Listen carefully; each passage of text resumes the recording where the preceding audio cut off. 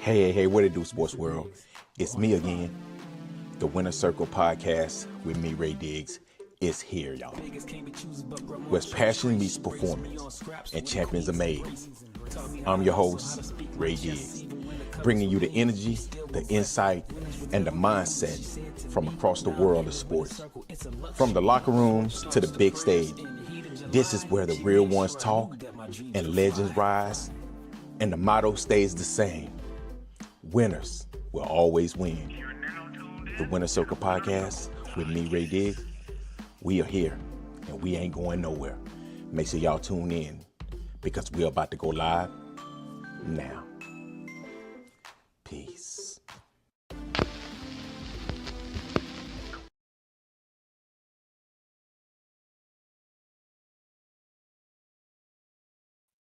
Hey, what it do, sports world, and welcome to the Winner Circle podcast, man. Hey, listen, man. It is so good to be back, man, on the Winner Circle podcast, man. It's good to be back in front of the fans. Man, I had to take a break. Had to do a lot of things, man. You know, it's spring. So I ended up going back home and everything. So, but it's so good to be back on the Winner Circle podcast, man. We got a lot of great things we want to talk about today. One being UConn. It was a tough loss for us UConn people.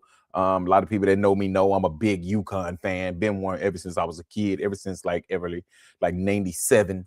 I've been a UConn fan.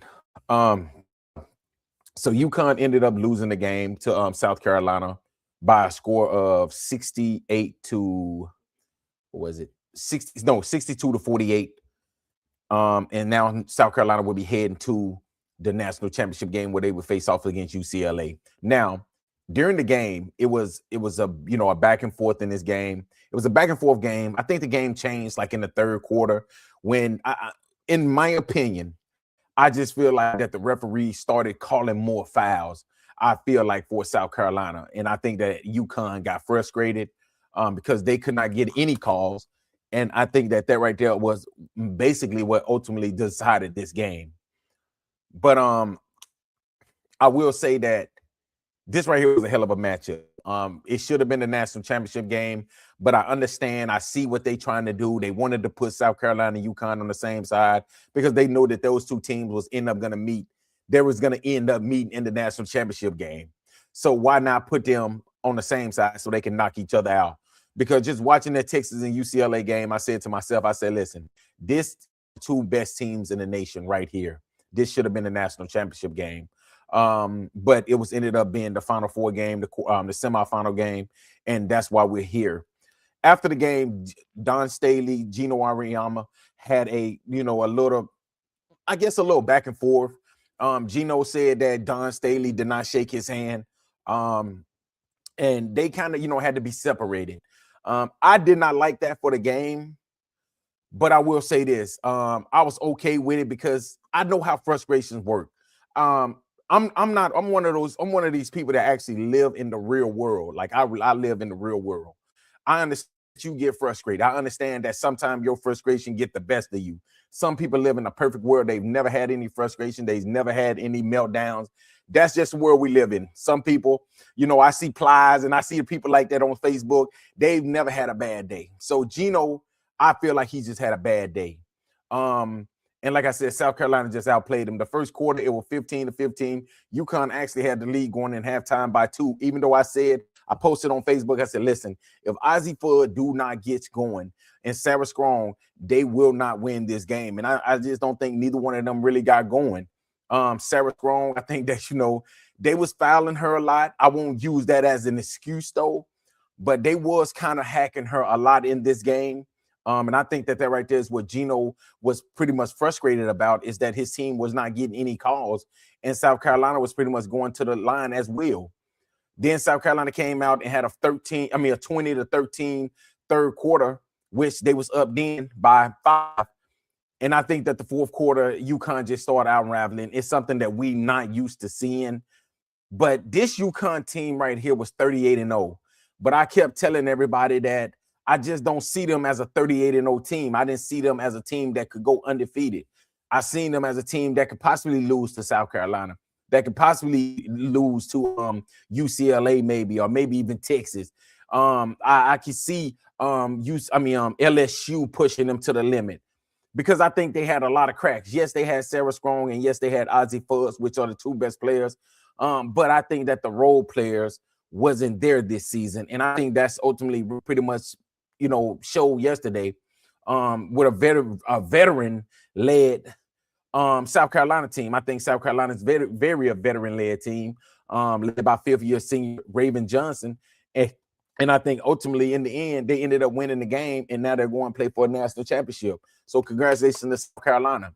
But I will say, when you look at the stats of this game right here was so even. This game was so even through the first three quarters. I'm talking about, if you look at the statistics in this game, field goal percentage, same. Field goals made, three-pointers, everything was the same except one stat, and that was the free throw. Free throws was 22-6, South Carolina. So they basically pretty much shot triple the amount of free throws than UConn did. And that right there, like, people, you can say what you want to say, but in the end, that right there is a big advantage when you can get to the free throw lines. And yes, I got to commend South Carolina, because guess what? They made the plays. They made the adjustments. Okay. And they was aggressive. That's how you get to the free throw line, by being aggressive. And I think that in the end, this is what happens. You and Gino, this right here was probably as frustrated as I've seen him in a game was yesterday against South Carolina, because I think that his team did not play up to standard, and they lost the game by 14 points. But if you look at it with the free throws, the turnovers, and just the missed opportunities, okay, you missing wide open three-pointers, you're missing wide open layups. I think when all of that combined, you should, against South Carolina, you probably lose by 30. Honestly, you might lose by a minimum of about 25, but that just tell you how good this UConn team was this season, to only lose the game by 14 points. And like I said, man, South Carolina is one of the best teams in the nation. They won the SEC. They went 15-1. They're 36-3. And like I said, and when you look at Sarah Strong, yes, she had a double-double, 12 points, 12 rebounds. That just tells you everything you need to know when you got Sarah Strong with 12. Lasson, that's the girl, the young lady that came from Florida State. She had a good game, 10 points. She had 16 points and 10 rebounds. She was 3 for 10. She was 10 for 10 from the free throw line. So, what can you do with that? You cannot do a lot with that when you got players that's shooting 10 free throw. That's going to be hard for you to win a game. But in the end, like I said, they lost this game because they played bad. And South Carolina will move on. But for UConn, they got a lot of great talent returning this season. Okay, Sarah Strong, she's only a sophomore. She'll be back next season.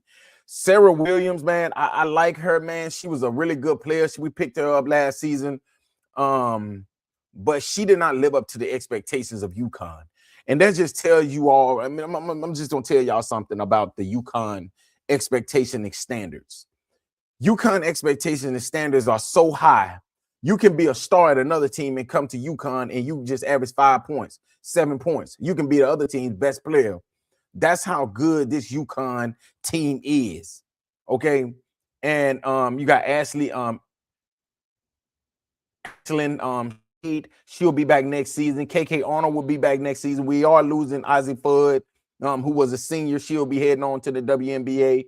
But then you got Coronez, who's coming off the bench, the true freshman. She's going to come in next season. Okay. I think that this team right here, honestly, next season can be even better than this season right here. Depending on who they picks up in the transfer portal. I think that this team right here can possibly be, if not better, on the same level as the team this year. Especially when you got Coronez and you got Sarah Strong coming back. You got the number 3 center coming in. UConn going to have to go out and get a couple guards. Okay, they're going to have to get a couple guards. KK Arnold next season, she'll be a senior. So that's going to be her Shade. That'll be her senior year. They'll probably end up putting Heckle. Heckle will probably be Kaylee Heckle. She'll probably go into the starting lineup. She's a really good shooter. I think she'll go into that starting lineup. But UConn is going to be low again next season. I see UConn going on another run again next season. They might not be 38-0, but I can see them maybe going probably 36-3. And they'll be right back here next season, unless, as long as everything works out with no injuries. I see this UConn team being right back here next season. But yeah, before I get off, I want to just say this right here about the Don Staley and Geno Auriemma. First of all, you got to know the relationship between Geno Auriemma. First of all, I feel like it really wasn't that serious. I think that Don Staley, yes, she was kind of hyped up. Both of them was going back and forth. But I don't think it really was a big deal. I think that the media and the fans made it into a big deal, like they always do. I think that social media makes everything into a big deal. And I think that, honestly, I feel like they don't like each other. I think that they tolerate each other. I think that it's just like Pat Summitt and Geno Auriemma. But Geno Auriemma issued a statement today. Now, the fans has been crying, Lisa Leslie, from Stephen A. Smith, and you got everybody saying that Geno Auriemma should issue a statement. Guess what? He did issue a statement. Okay. And the statement pretty much said, he apologized to the entire staff. Now you got them mad because they said that Geno did not apologize to Don Staley. He did not apologize to her. Okay. He apologized to the entire staff. Now that's still not good enough. See, the problem I got with female sports, I think that they hated that a man dominated a women's sport. And if you go back, and for the people that saying that Geno been getting his ass kicked by Don Staley, yes, recently she have gotten the best of him in the last few years. But if you go back and you look at the stats, the record between the two, Geno has been always whooped Don Staley's ass, and it comes down to women's college basketball. But I understand you got a team now that's taking over the throne from this mighty, powerful UConn dynasty. Which, just think about it. You're saying that they're taking over a dynasty, which this right here wasn't even one of the best UConn's team, but they still ended up going 38-0. It tells you how good that UConn standard is. And I think everybody is so tired of UConn winning the standard, the UConn.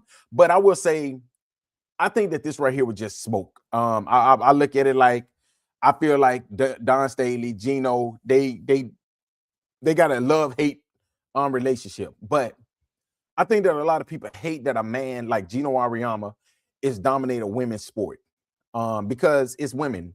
So I understand that. But for the people that say that Geno is racist, I think that you're pushing it. You're taking it a little bit too far with that. Everybody that's disagree with you, or everybody that maybe he had a moment, you can't always label them as racist, man. I'm sick and tired of everybody always got to try to put that race label on everybody because he had a moment. Okay, he can have a moment, y'all. Everybody's going to have that moment. And if you ain't never had that moment, guess what? That moment is going to come. It's one day where you just have a moment to where you just need, hey, it's a bad day. And I think that this right here, you think about it. It's mixture of maybe she didn't shake his hand before the game, or maybe it was a little bit of the referees frustrated with them. His teams didn't get no calls. And then the frustration of him losing a game. I'll tell you this. I'm going to end it with this. You tell me a winner that's a good loser, and I'll tell you telling a damn lie, because ain't no winner. I can't find no winner that's a natural born winner that wins all the time that's a good loser. They all are sore losers, dude. Michael Jordan was a sore loser, okay? You got the great Yankees teams that were sore losers. So stop trying to hold this right here against him. Yes, he had a bad day. I think him and Don Staley, they'll get on the phone after this Final Four, and they'll possibly talk about it, and they'll just sweep this up under the rug. Hey, they don't have to like each other. They just need to respect each other. That's it. Because they're going to play against each other a lot more. Well, Geno getting up there in age, so this could be a fruit. He might probably still got, let's see, how old is he's 72 years old. So I can see him coaching maybe another, as long as his health continue to, be strong, be good. I can see him coaching at least to probably about 76, 77, because he don't look his age. So take it for what it's worth. But I'm gonna tell you, man, it's good to be back, man. It's good to be back on the podcast, man. I'm happy to be back, man. Y'all see I look a little healthy. But now, I just want to say thank you all for all the support, all the love, man, that y'all been showing on the podcast, on the YouTube channel. Make sure y'all go over there to the YouTube channel and like, subscribe, and share the page. Also, man, my boys over there, Seahawks Sports, man, they over there doing a great thing over there, man. Make sure y'all go and y'all like their status, their YouTube, their Facebook. They've been doing great things, man. With just Southeast Arkansas football, basketball. Y'all know football season will be coming back around. So we're going to be doing a lot of great things. So make sure y'all tune in for that as well. But hey, this right here is the podcast. I just wanted to talk about UConn loses a tough one to South Carolina in the women's Final Four, and why I think that the Gino Auriemma and Dawn Staley situation was basically just a mixture of frustration and that's pretty much it, man. It was just frustration with the referees, frustration with how the game turned out. I don't think that it was nothing bigger than that, like how media and the Stephen A. Spears and all the other people that's out here trying to make it into something that is really not. But y'all let me know what y'all think, man. And thank y'all again for listening to another great segment of the Winner Circle podcast with me, Ray Diggs. Until next time, and y'all have a great, great, great day. Peace.